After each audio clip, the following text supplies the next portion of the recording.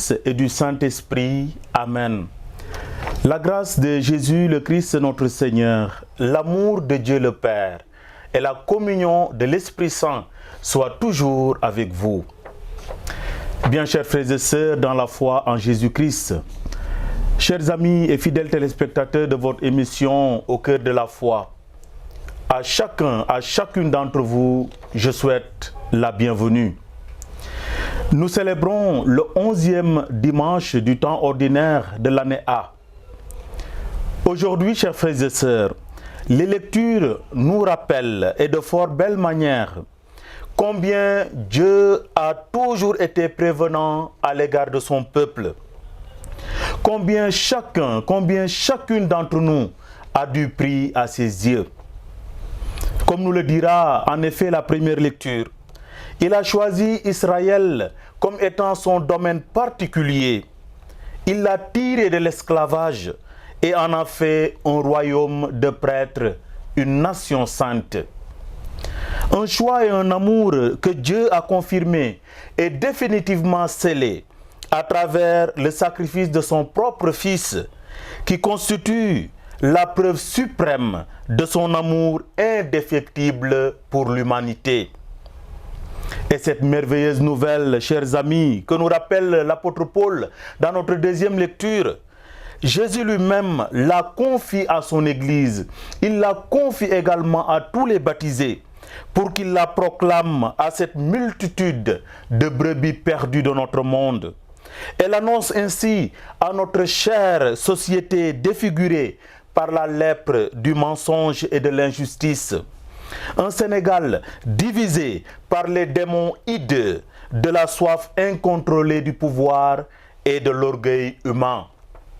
Chers amis, puisse le Seigneur susciter au cœur de ce temps si troublé des ouvriers de la paix, des moissonneurs d'une société réconciliée. Alléluia.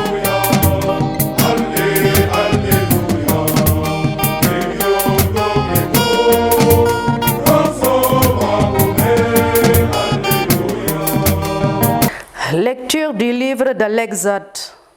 En ce jour-là, les fils d'Israël arrivèrent dans le désert du Sinaï. Ils y établirent leur camp juste en face de la montagne.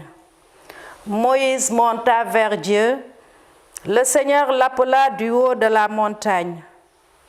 Tu diras à la maison de Jacob et tu annonceras aux fils d'Israël: vous avez vu ce que j'ai fait à l'Égypte, comment je vous ai porté comme sur les ailes d'un aigle et vous ai amené jusqu'à moi. Maintenant donc, si vous écoutez ma voix et gardez mon alliance, vous serez mon domaine particulier parmi tous les peuples, car toute la terre m'appartient, mais vous serez pour moi un royaume de prêtres, une nation sainte. Parole du Seigneur Tout-Puissant. Nous sommes son peuple, son troupeau. Alléluia, Alléluia. Acclamez le Seigneur terre entière. Servez le Seigneur dans l'allégresse. Venez à lui avec des chants de joie. Reconnaissez que le Seigneur est Dieu. Il nous a fait et nous sommes à lui. Nous, son peuple, son troupeau.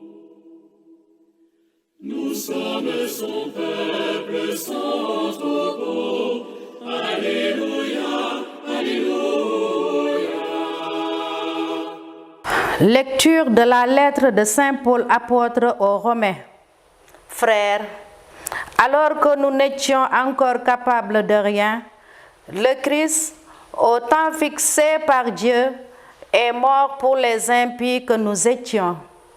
Accepter de mourir pour un homme juste, c'est déjà difficile. Peut-être quelqu'un s'exposera-t-il à mourir pour un homme de bien. Or, la preuve que Dieu nous aime, c'est que le Christ est mort pour nous, alors nous étions encore pécheurs. À plus forte raison, maintenant que le sang du Christ nous a fait devenir des justes, serions-nous sauvés par lui de la colère de Dieu? En effet, si nous avons été réconciliés avec Dieu par la mort de son Fils, alors nous étions ses ennemis. À plus forte raison maintenant que nous sommes réconciliés, serons-nous sauvés en ayant part à sa vie? Bien plus, nous mettons notre fierté en Dieu par notre Seigneur Jésus-Christ, par qui maintenant nous avons reçu la réconciliation. Parole du Seigneur Tout-Puissant.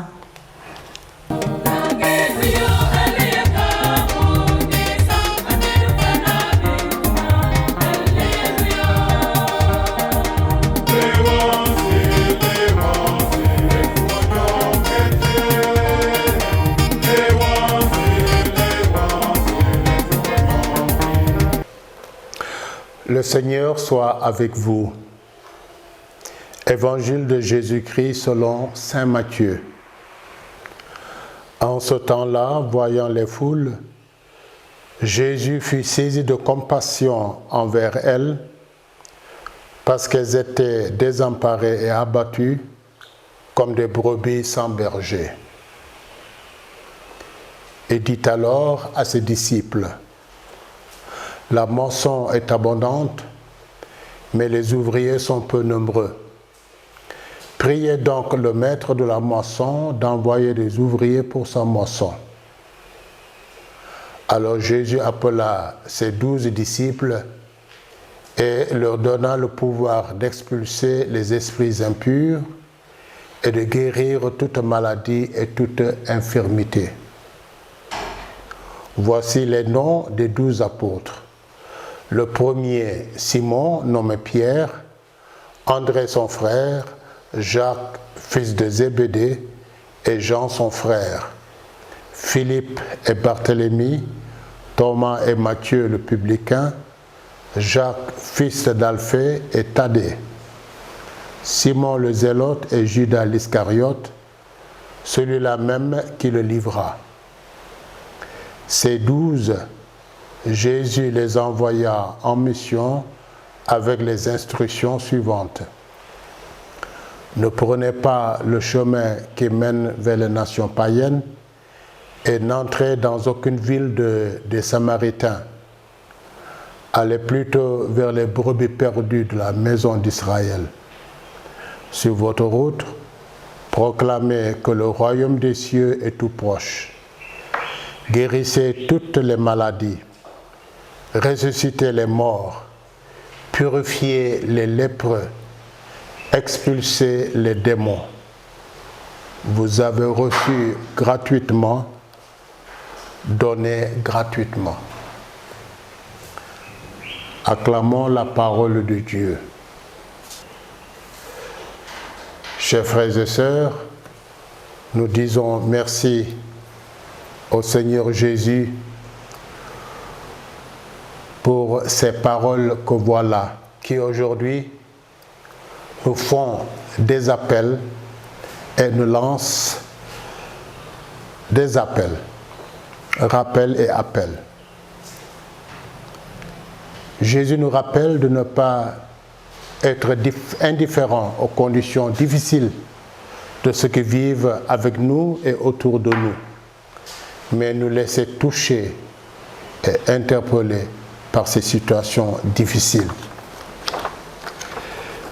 Il nous rappelle également que la mission de le faire connaître et de le faire aimer est loin d'être terminée. Il y a encore beaucoup à faire, même dans nos paroisses et dans notre diocèse de Thiès. Un troisième rappel. Il nous faut toujours prier le maître de la moisson d'envoyer des ouvriers pour sa moisson.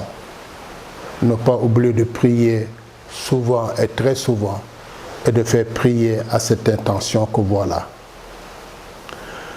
Un quatrième rappel est que La foi est un don gratuit de Dieu. C'est par don gratuit, c'est par un choix de Dieu que nous sommes devenus des chrétiens. Et cela, il ne faut pas l'oublier et ne jamais cesser de lui rendre grâce pour ce don très précieux de la foi. À chacun de ces rappels correspond un appel à travers le texte du 11e dimanche du temps ordinaire de l'année A. Jésus nous appelle à la solidarité active pour venir en aide à ceux qui ont besoin de notre soutien, de notre aide. Et cela est sur le plan matériel et aussi sur le plan spirituel. C'est l'appel à l'agir qui doit suivre le voir et le juger selon les 3 étapes de la méthode des mouvements d'action catholique. Deuxièmement, il nous est rappelé que nous devons prier. Et en même temps, ce texte nous appelle à prier pour les vocations et à nous engager concrètement pour accompagner les vocations, aussi bien spirituellement que financièrement, comme nous le faisons dans les comités paroissiaux de vocation. Ce texte nous appelle aussi au partage de la foi, qui est un grand acte de charité et de solidarité. C'est l'appel à nous engager tous et généreusement pour le salut des autres.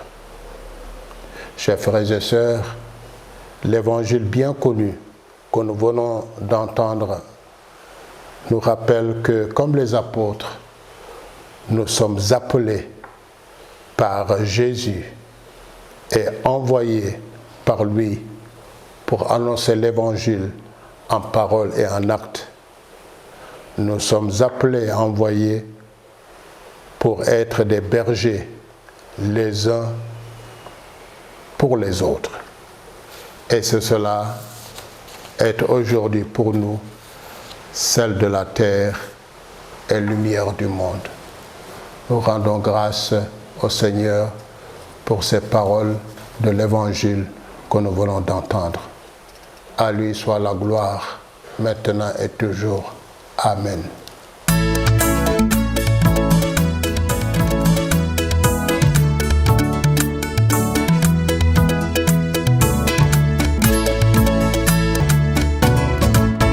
Chers amis de l'émission Au cœur de la foi, bienvenue dans votre rubrique L'invité du jour.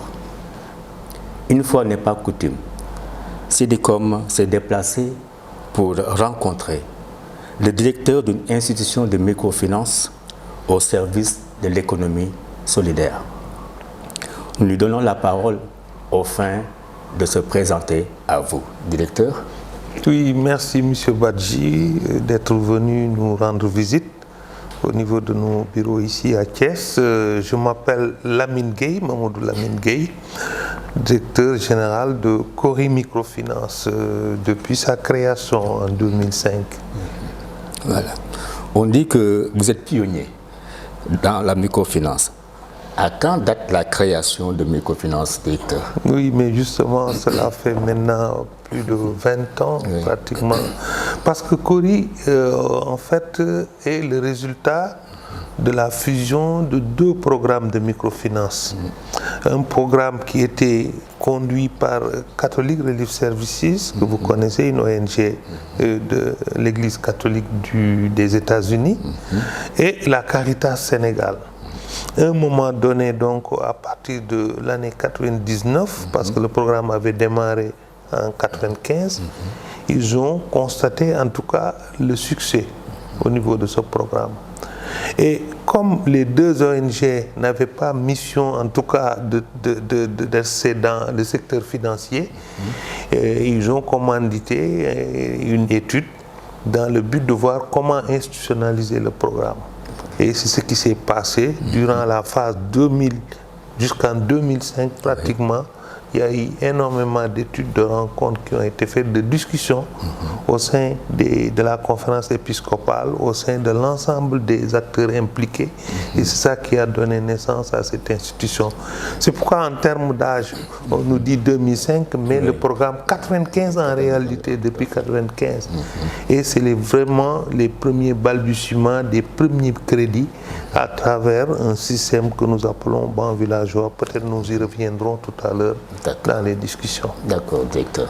Pouvons-nous vous comparer à une banque? Ah, je dirais tout de suite non. Ouais, parce que d'abord, nous sommes régis par deux réglementations différentes. Il y a la loi bancaire, formellement claire, et il y a la loi donc qui régit les systèmes financiers décentralisés, qu'on appelle les institutions de microfinance. Mais au-delà de cette réglementation, dans la démarche et la pratique, nous n'avons pas les mêmes façons de faire. D'abord, à l'origine, la banque, c'est des sociétés de capitaux, des gens qui mettent leur argent dans le seul objectif d'atteindre, de réaliser un profit financier. Contrairement à la microfinance qui, pour elle, a une double mission, si je m'appelais comme ça ainsi. La double mission, c'est quoi? C'est effectivement arriver à avoir une certaine rentabilité pour se pérenniser, mais de l'autre côté, avoir une mission sociale qui consiste à atteindre les plus pauvres qui n'ont pas accès justement aux banques.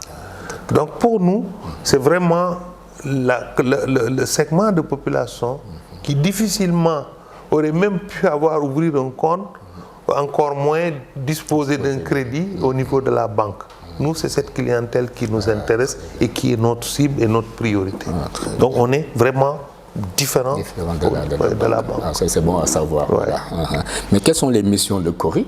Alors, la mission principale donc, que nos pères évêques nous a confiée, c'est vraiment d'aller, schématisant, partout où il y a une personne qui est vulnérable, qui est pauvre, qui n'a pas de moyens de mener une activité génératrice, c'est d'arriver à cette personne et de lui donner cette opportunité à travers un crédit, mais plus qu'un crédit, à travers un encadrement, à travers des formations, à travers un coaching sur différents niveaux, l'éducation financière. Et vous êtes un peu partout, on est un peu partout dans le pays, sur les 14 régions administratives, nous couvrons déjà les 13.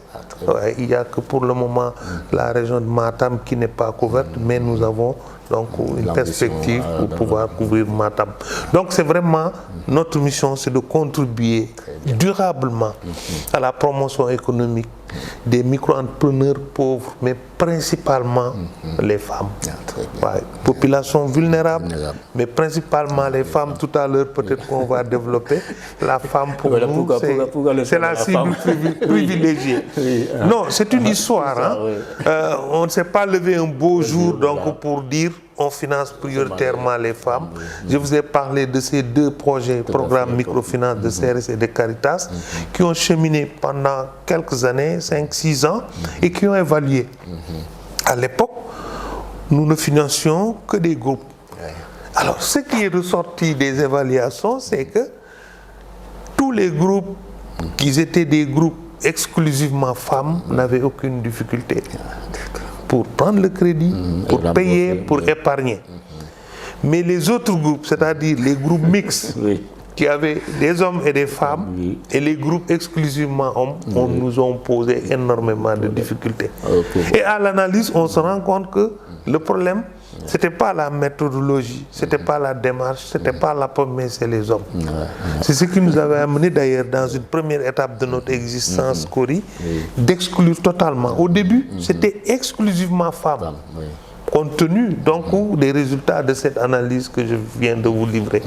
Mais plus tard, nos autorités nous ont demandé quand même d'ouvrir, parce que c'est vrai, la pauvreté elle est principalement féminine, mais les hommes aussi sont victimes de cette pauvreté et de cette précarité. C'est cela qui nous a amené à ouvrir à partir de 2009, 2010 pour les hommes, et aujourd'hui on a quand même une bonne clientèle d'hommes au sein de l'institution. Ça c'est bien. Maintenant, quels sont vos produits et services? Alors, nous avons, au départ, on avait un seul produit, et c'était vraiment une rigidité, c'était le BV, le banc villageois, qui était un groupe de femmes de 50, de 75, parfois même de 100, et que c'était que des femmes. Alors, au sein de ce BV, et il fallait passer par des étapes. Donc, on commençait d'abord par un prêt classique qui était limité à 150 000. Plus tard même, on l'a élevé à 200 000. Par la suite, aller à une seconde étape qu'on appelait le prêt spécial, qui pouvait vous amener jusqu'à 500 000. Et en dernier ressort, le PIP, qui était le prêt d'initiation à la petite entreprise. Là, la femme, individuellement, pourrait aller même jusqu'à 2 millions. Alors, au début, on n'avait que ce BV. Ça veut dire que les individuels ne pouvaient pas accéder au financement. Il fallait passer par le BV, et puis il fallait graduer, forcément, passer par 20 000, ensuite 50 000, 150 jusqu'à 200, et ça prenait beaucoup de temps. Alors c'est pour prendre en compte justement, c'est pour prendre en compte l'ensemble des cibles, en tout cas des segments qui sont nécessiteux de notre accompagnement, que nous avons commencé à développer donc un prêt individuel. 2009-2010, nous avons développé un prêt individuel, et c'est à la faveur d'ailleurs de ce prêt individuel que des hommes ont été au fur et à mesure intégrés. Alors donc, vous pouvez retenir que nous avons le prêt BV, la méthodologie BV, nous avons le prêt individuel. Et plus tard, il n'y a que seulement 5-6 ans, je crois, nous avons initié de nouveaux prêts de groupe et même de nouveaux prêts individuels. Parce qu'on s'est rendu compte qu'avec le BV, il fallait minimum 30 femmes pour construire un BV. Mais on arrive parfois dans un village où il n'y a pas 30 femmes. Qu'est-ce qu'il fallait faire? Est-ce qu'il faut les exclure ou est-ce qu'il faut les maintenir? Ça, c'était un problème. Le deuxième aspect, le BV, dans les îles par exemple du Saloum, on avait des difficultés à développer un BV parce que nous, notre méthodologie impose que l'agent de crédit se déplace jusqu'au client pour amener de l'argent. Mais dans ces îles, parfois vous faites 2 heures de pirogue. Donc c'était de l'insécurité. Alors pour pouvoir remédier à cela, finalement, on a créé ce qu'on appelait le BV simple, qui pouvait être même 5 femmes réunies, pouvaient construire un BV simple, qu'on a même baptisé Prêt Dolel Djigen, PDJ, Prêt Dolel Djigen. Alors qui permet maintenant de financer toutes les femmes, même dans des zones reculées où il n'y a que 5 femmes, il y a 10 femmes, il y a 15 femmes, maintenant on les prend en compte. C'est ce qu'on a surtout développé dans les zones très enclavées et dans les zones sous-habitées, où vraiment, en tout cas, la concentration donc, est très faible. Voilà. Alors, donc, il y a le prêt Dolel Djigen, et plus tard, on est allé vers plus de spécialisation. Vous savez, à un moment donné, on finançait que le petit commerce.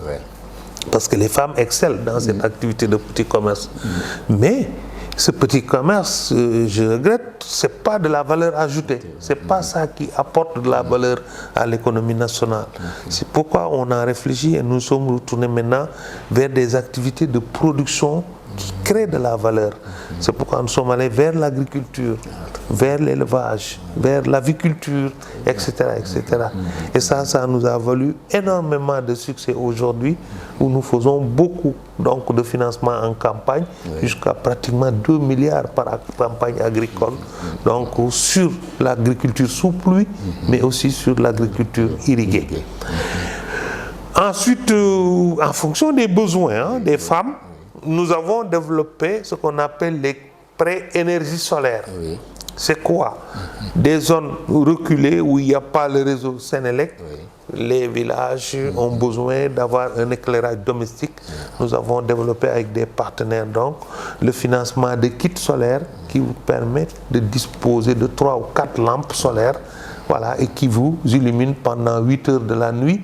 Et les conséquences, l'impact sur la famille, c'est énorme. Les enfants peuvent réviser la nuit, voilà. La nuit aussi, on sait où on pose les pieds, ça améliore la convivialité dans la famille, on discute sous la lumière, même en cas d'hivernage et tout ça. Alors tout cela, et plus tard aussi, nous avons développé ce qu'on appelle le crédit biodigesteur. Alors c'est un système donc de compostage des bousses de vache qui vous permet de recueillir du méthane pour faire la cuisson au niveau des ménages. Avec le gaz maintenant. Ah oui. Et que à la fin, le résidu constitue de l'engrais organique. Je reviens d'une mission dans la région de Saint-Louis, mais nous avons créé une économie fermée, mais c'est extraordinaire. C'est-à-dire le ménage d'éleveurs qui a ses vaches, 8, 10 vaches, à qui on construit un biodigesteur, va être autonome. Il ne va plus avoir besoin d'acheter des bonbons de gaz ou même de couper un arbre ou du charbon et pour faire la cuisson. Mais à la fin, chaque 45 jours, ils ont du compost qu'ils peuvent revendre au niveau donc d'un opérateur qui collecte le compost, qui est le Biotos, engrais bio, et que la compagnie sucrière achète tout le stock. Tout le stock.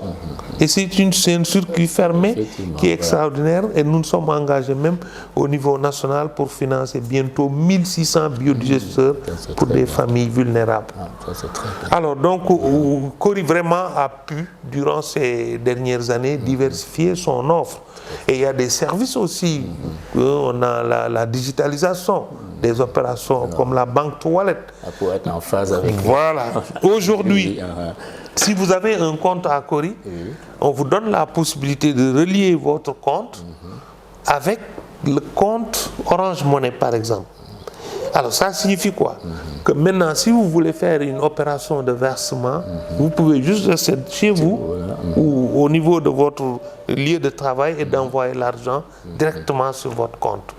Mais si demain, après-demain, vous avez besoin de cet argent, vous avez la possibilité aussi de faire un appel de fonds directement dans votre portefeuille monnaie électronique et faire vos achats et pour payer vos factures. Alors ça, c'est un service intéressant. Nous faisons aussi un peu de transfert d'argent avec Orange Money. On va l'élargir bientôt avec Wave. Nous faisons du Western Union, avec d'autres banques, en collaboration avec d'autres banques, pour dire que nous sommes entrés vraiment de plein pied dans l'ère de la transformation digitale. Et bientôt, peut-être, vous allez voir des cartes GAP de Cori, peut-être même des GAP carrément pour Cori, parce qu'il y a un projet d'interopérabilité au niveau de la sous-région, développé par la Banque centrale, et Cori a eu la chance d'être coopté parmi les rares institutions qui vont intégrer cette plateforme d'interopérabilité.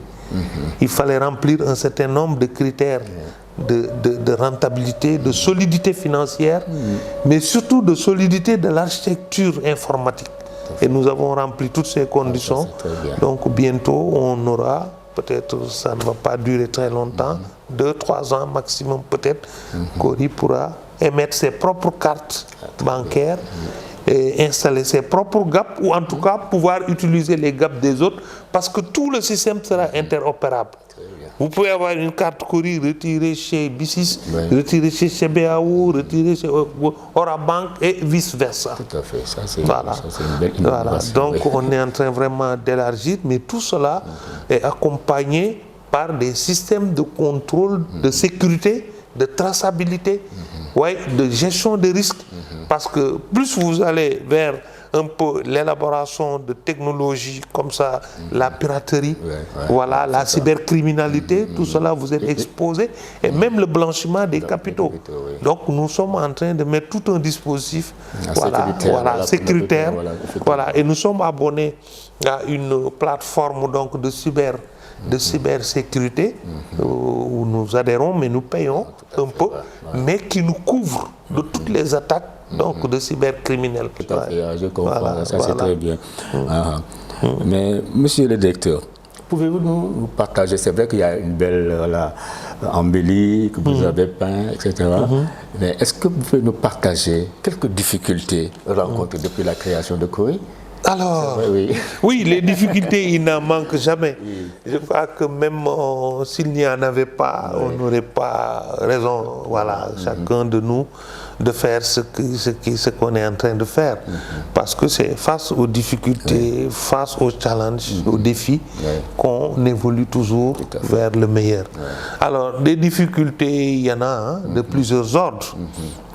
Alors, pour moi, la principale difficulté qu'on avait au départ, c'était la reconnaissance de notre institution comme une institution qui a pignon sur rue, qui a ses agréments, etc., qui a son relationnel avec notamment les partenaires financiers, les partenaires étatiques.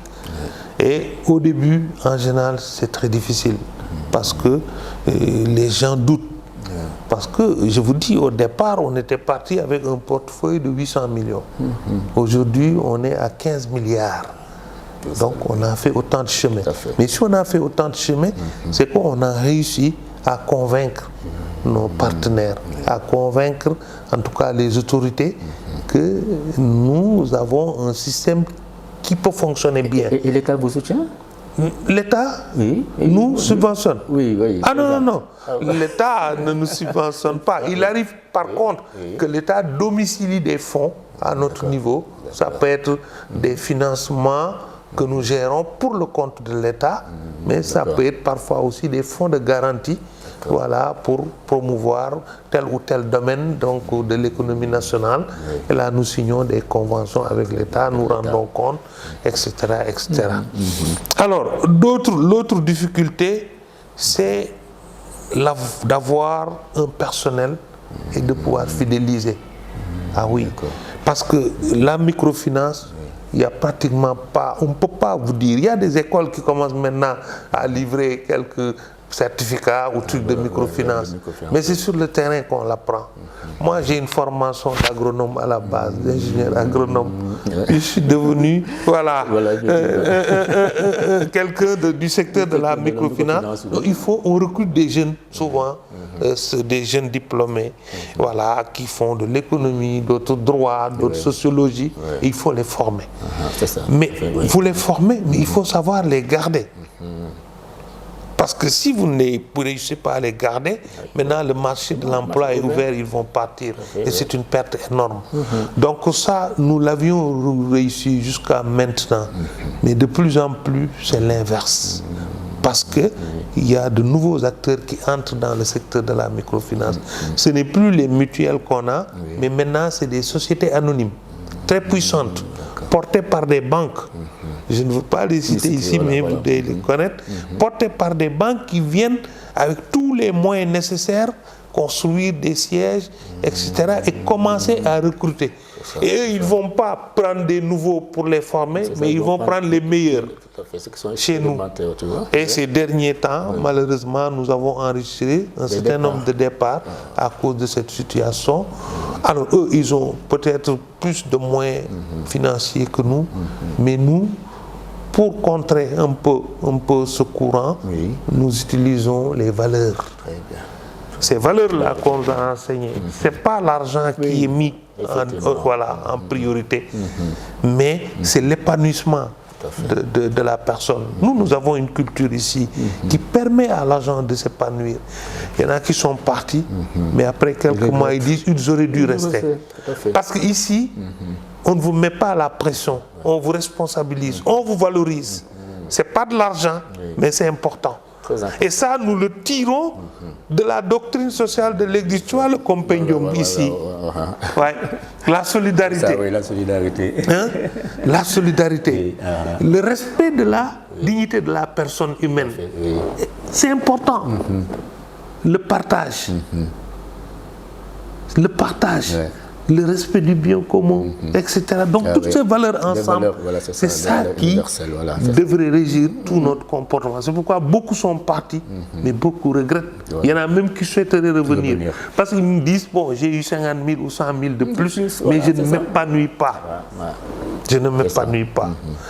Alors maintenant, comme on parle de difficultés, alors pour moi, c'est que ces jeunes-là, recrues, en général aussi, ils sont pressés de gagner tout de suite de l'argent. C'est vrai, c'est vrai. Voilà.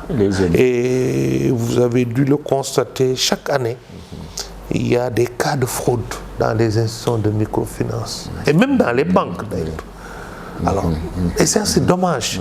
Des jeunes très pressés qui veulent coûte que coûte s'enrichir. Et quand on a analysé ce phénomène, on s'est rendu compte que ceux-là qui étaient là en 95, en 2000, en 2005, au tout début, ils ne font jamais cela. Parce qu'ils portent dans leur cœur cette institution. Ils s'approprient cette institution. C'est leur institution. Tout à fait. Mais vous recrutez un jeune qui vient, il fait 1 an, 2 ans, il cherche à s'enrichir. Et pour s'enrichir, parfois, ils utilisent des voies, des faux, usage de faux, etc. Ça, c'est une difficulté qui est de plus en plus marquée. Et ça va nous amener à faire quoi? À renforcer notre système de contrôle interne. Voilà. À recruter plus de contrôleurs, plus d'auditeurs, etc. etc. Voilà. Et c'est dommage, parce que c'est des coûts supplémentaires. Avant, on ne connaissait pas ce phénomène. Et pourtant, nos agents se déplaçaient avec de l'argent sur le terrain. Il n'y a jamais eu de détournement. Mais aujourd'hui, bon, le monde a tellement changé et il y a les mauvaises habitudes qui font que beaucoup de jeunes sont pressés. Et c'est d'ailleurs, ça fait partie des appels que je lance pour cette jeunesse-là. Voilà. On ne peut pas commencer et avoir certains standings de vie. Nous tous, nous avons démarré, je suis sûr, avec des salaires de moins de 100 000 francs quand on démarrait. Mais c'est avec le temps. Parce que je dis à la jeunesse, quand on démarre à travailler, quand on commence à travailler, il ne faut pas chercher l'argent, il faut chercher l'expérience. Et le jour où vous aurez acquis l'expérience, la bonne expérience, forcément vous allez avoir de l'argent. Parce que des recruteurs vont venir en disant oui, je suis prêt à vous prendre pour tel ou tel. Donc ce sera de l'argent, de la fortune qui sera acquis honnêtement. Mais si vous vous empressez, vous risquez de briser définitivement votre carrière parce que vous allez être pris. Même si vous échappez une fois, une deuxième, une troisième fois, vous allez être pris. Et vous brisez votre carrière. Donc cherchez l'expérience. Cherchez la notoriété par de bonnes œuvres. Mais l'argent là, ça viendra après. Merci pour ce conseil adressé aux jeunes. Monsieur Gueye, maintenant, pour quelqu'un qui voudrait ouvrir un compte, donc où se trouve Cori et quelles sont les formalités à remplir. Alors, d'abord, nous nous efforçons chaque fois de faire un peu de marketing à travers des calendriers où il y a la liste, sur nos sites internet aussi, il y a la liste de tous nos guichets et bureaux. Mais mieux, nous sommes en train de développer un réseau d'agents partenaires. Ça signifie quoi? Ça signifie que nous, on n'a pas un bureau physique, par exemple, à Tivaouane ou à Hambourg. On va voir un client de Cori qui est bien positionné, à qui on a confiance, on signe une convention. Et ce client-là, à partir de Mbour ou de Tivaouane, d'ailleurs il y en a un à Tivaouane qui marche très bien, vous pouvez passer là-bas directement, ouvrir votre compte, sans venir jusqu'à Thiès. Alors, l'autre aspect aussi pour l'accessibilité, et ça c'est l'accessibilité physique qu'on essaie d'améliorer. Les agents aussi qui se déplacent sur le terrain avec leurs tablettes maintenant peuvent aider à l'ouverture des comptes, faire les prospects au niveau du terrain.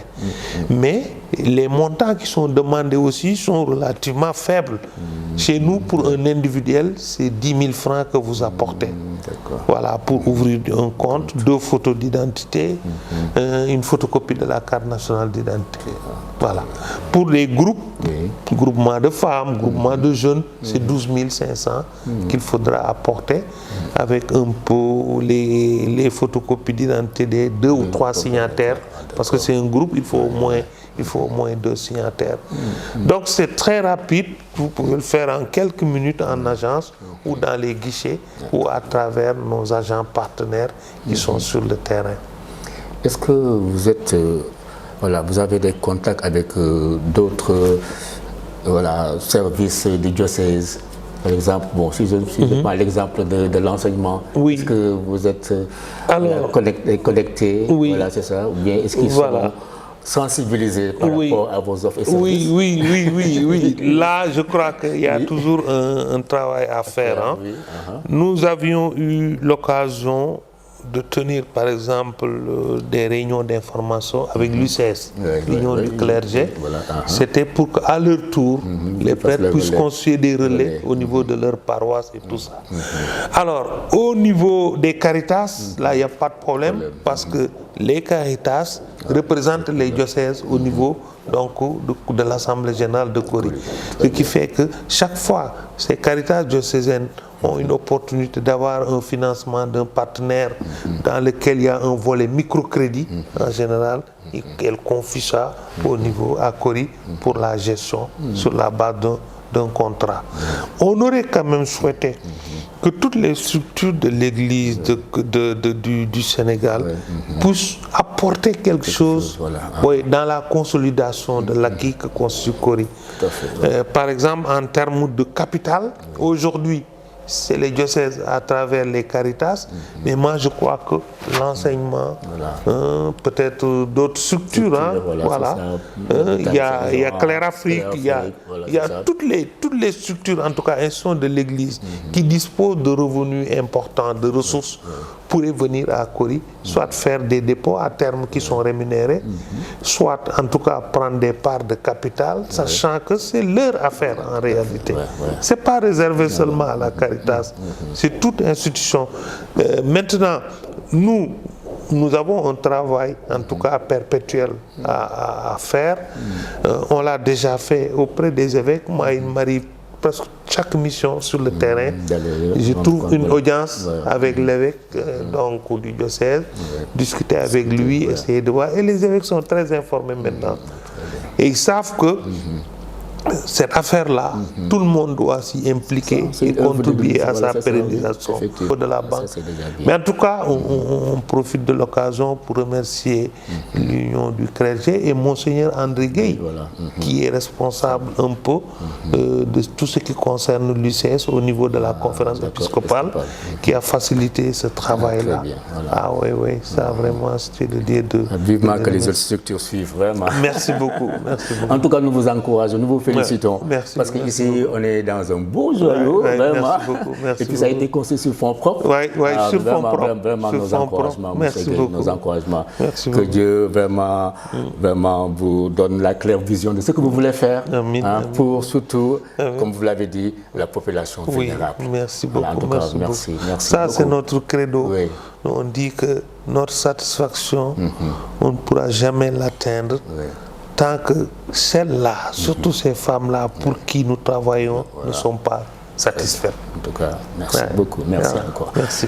Merci à vous, chers téléspectateurs, chers internautes. Nous vous donnons rendez-vous pour un prochain numéro de votre rubrique L'invité du jour.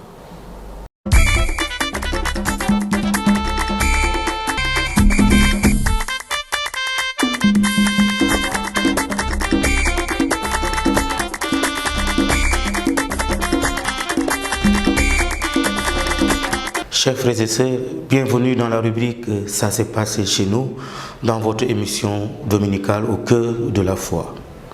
Dans notre diocèse, le vent de la prière de la joie, du partage, de la communion et du marcher ensemble a soufflé en cette solennité du très saint sacrement où nous avons célébré le corps et le sang de Jésus-Christ. En effet, c'est en ce dimanche 11 juin que nos autorités de l'Église ont choisi dans de nombreuses paroisses du diocèse pour célébrer la première communion de beaucoup de nos enfants.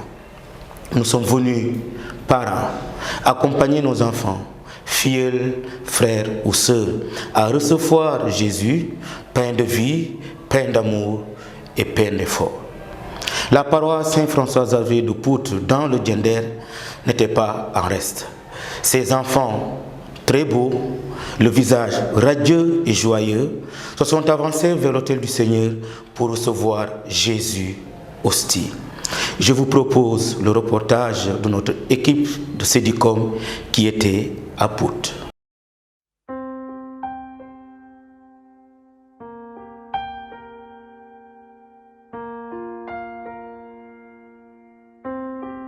Admirable grandeur, étonnante bonté du Maître de l'univers qui s'humilie pour nous au point de se cacher dans une petite hostie de pain.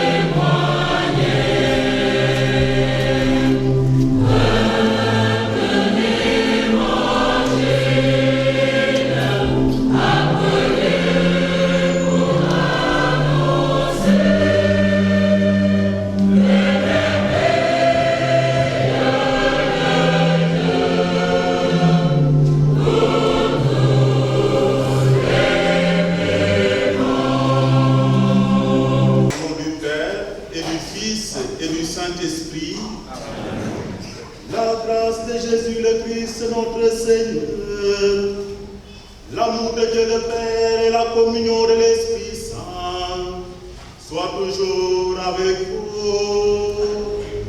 Et avec votre esprit.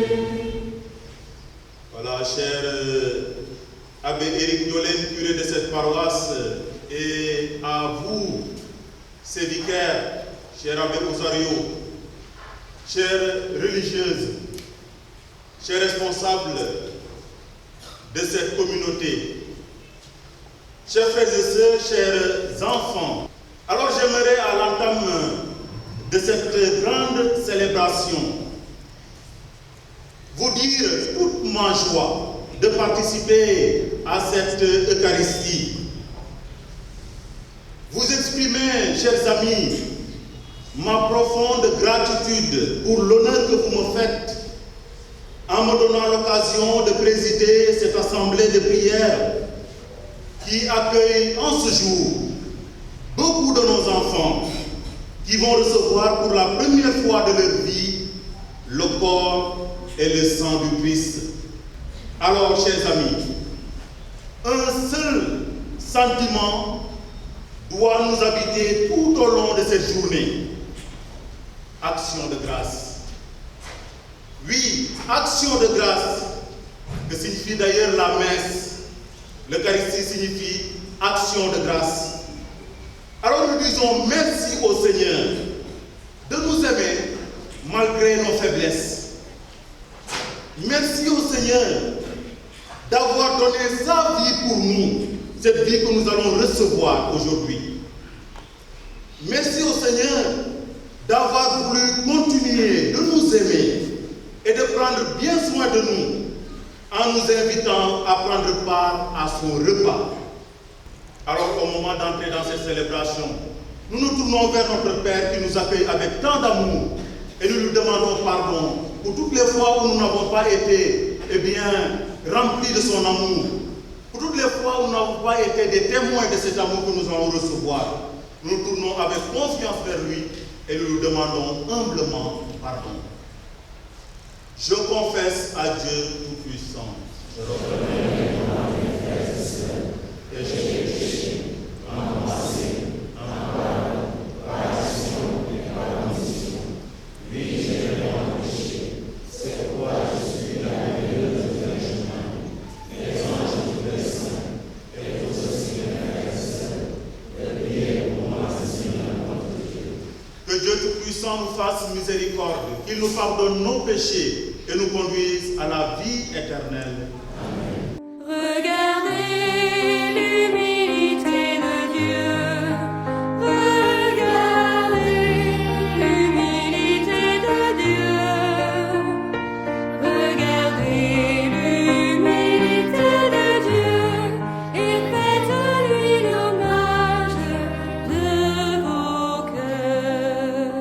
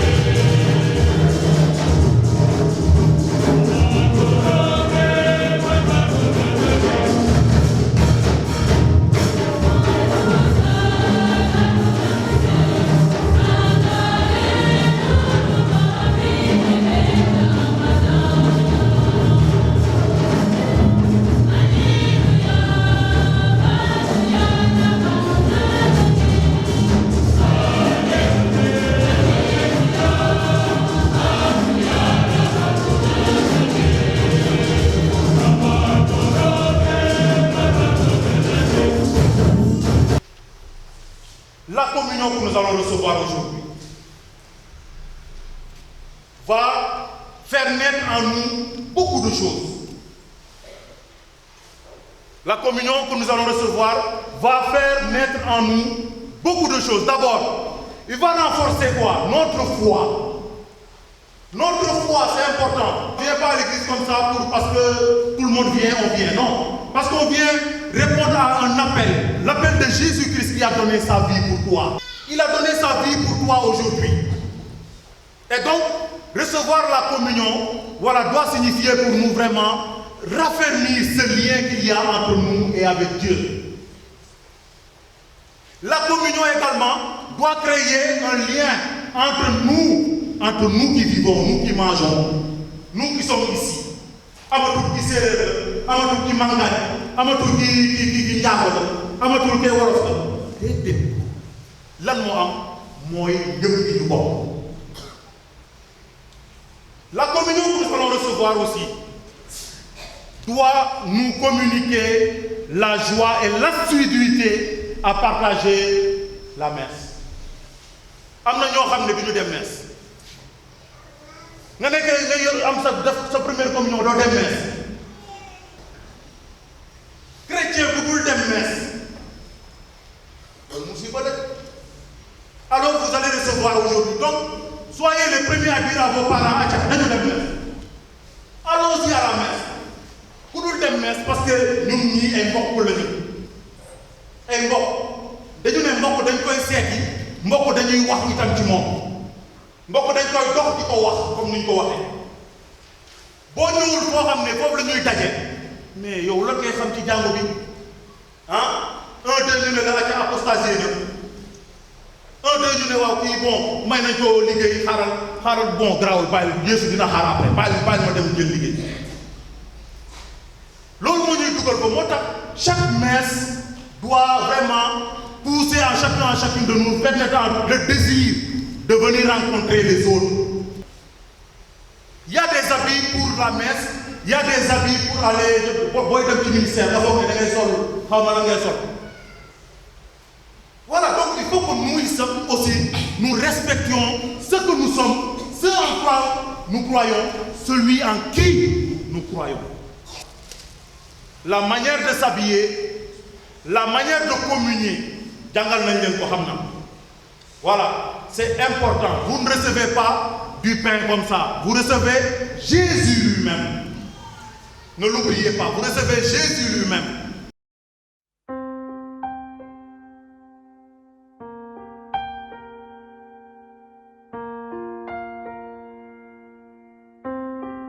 Admirable grandeur, étonnante bonté du Maître de l'univers qui s'humilie pour nous au point de se cacher dans une petite hostie de pain. Regardez l'humilité de Dieu, regardez l'humilité de Dieu, regardez l'humilité de Dieu et faites-lui l'hommage de vos cœurs.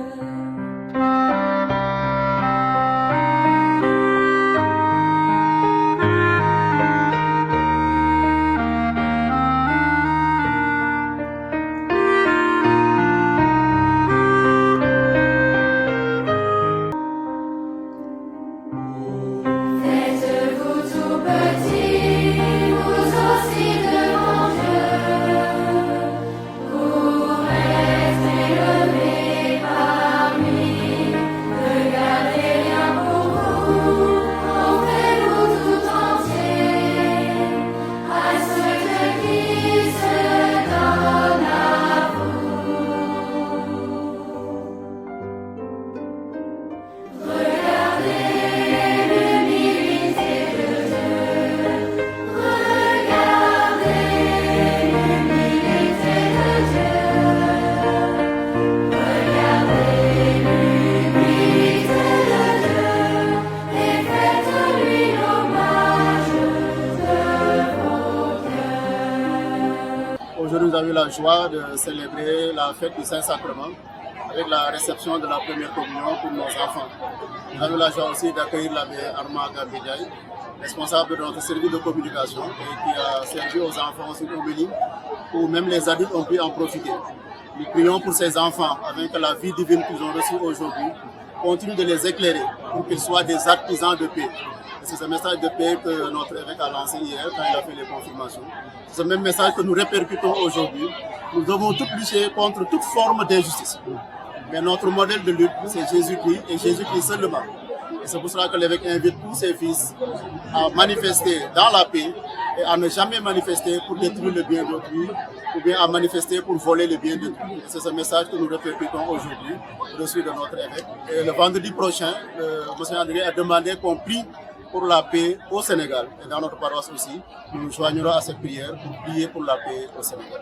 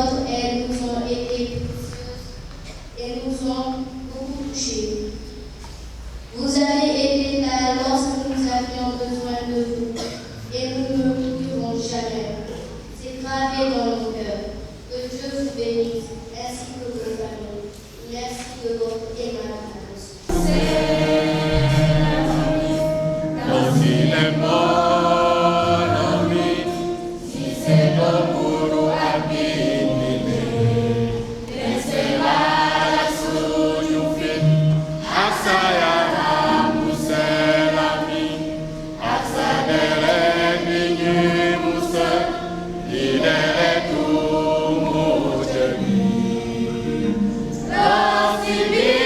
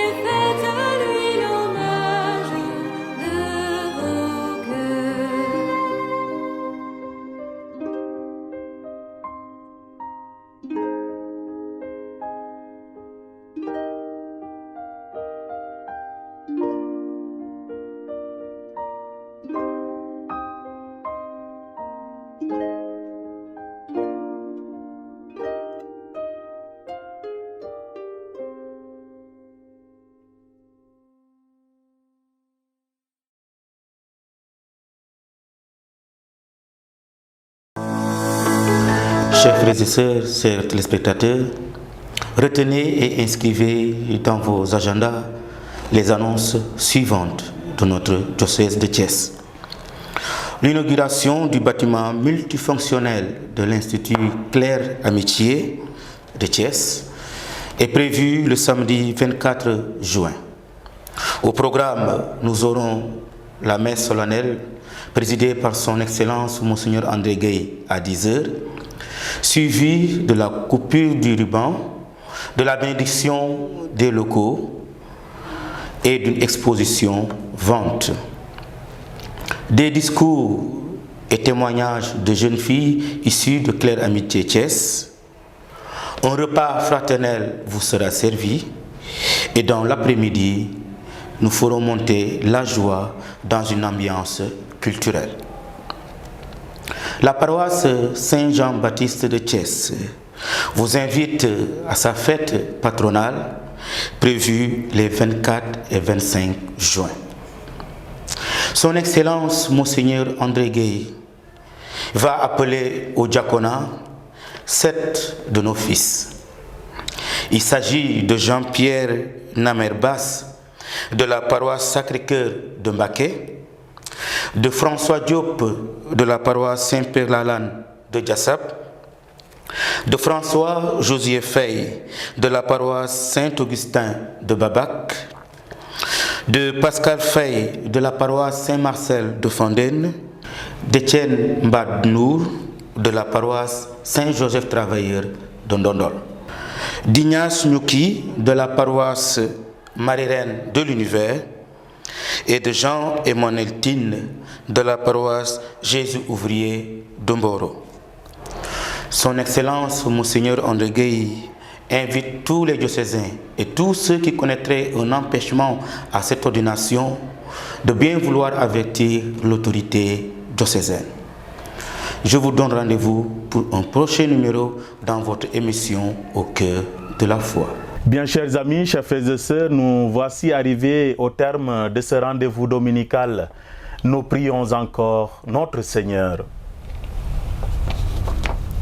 Seigneur Dieu, force de ceux qui espèrent en toi, sois favorable à nos appels. Puisque mortels et fragiles, nous ne pouvons rien sans toi, donne-nous toujours le secours de ta grâce. Ainsi pourrons-nous, en observant tes commandements, vouloir et agir de manière à te plaire. Nous te le demandons par Jésus-Christ, ton Fils, notre Seigneur et notre Dieu, lui qui est vivant auprès de toi dans l'unité du Saint-Esprit, maintenant et pour l'éternité. Amen. Le Seigneur soit avec vous, et que le Dieu de toute grâce et de tout amour vous bénisse et vous garde. Le Père, le Fils et le Saint-Esprit. Amen. Chers frères et sœurs, demeurez dans la paix du Christ. Bon dimanche et excellente semaine à vous tous.